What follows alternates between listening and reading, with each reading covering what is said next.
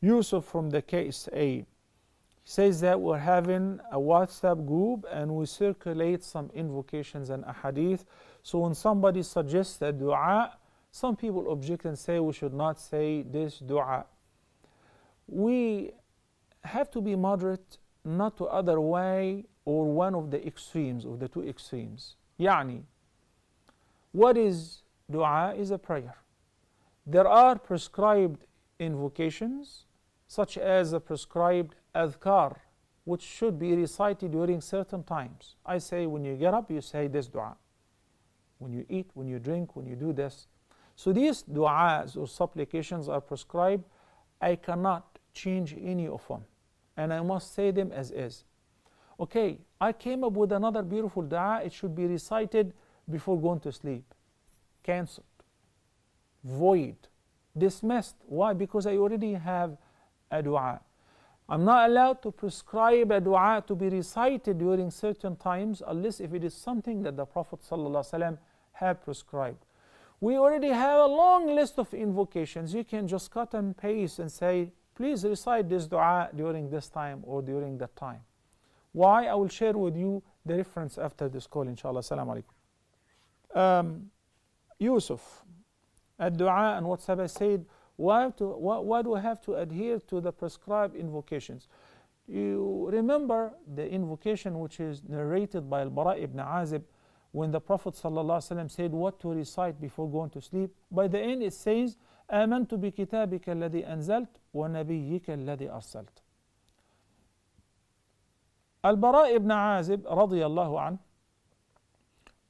recited the dua before the Prophet ﷺ in order to make sure that he learned it properly.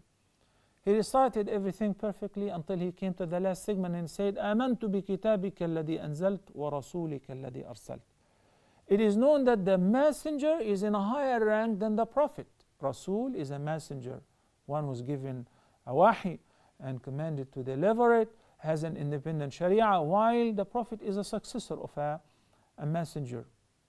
Doesn't have an independent wahi or an independent legislation or book. Rather, he resumes the message of a previous prophet, like Yusha ibn Nun. So the original text says, آمنت بكتابك الذي أنزلت ونبيك الذي أرسلت. I believe in your book which you have sent down, and I believe in your prophet, Nabiyyik, whom you sent to us.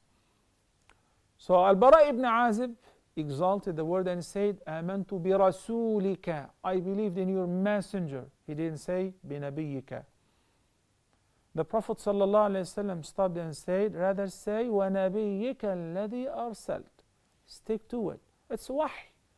So if there is prescribed invocation, we are allowed to circulate it. We're encouraged to teach it to everyone, to recite it during those certain prescribed times.